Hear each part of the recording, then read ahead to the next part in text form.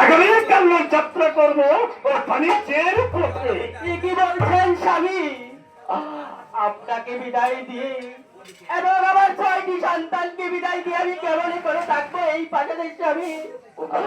আমি কিছুতেই বিদায় দিতে পারবো না স্বামী। এমন কথা আর মুখে আনবেন না স্বামী।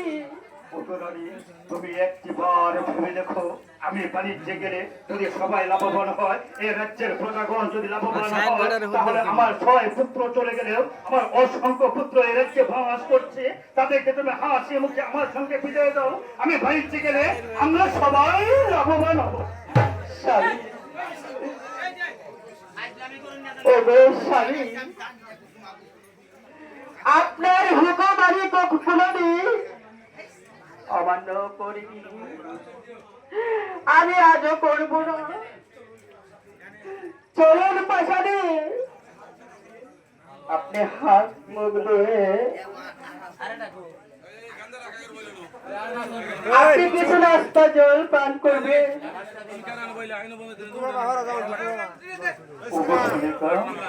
তাই চলো, আমার খুব বিশ্রামের প্রয়োজন। চলো।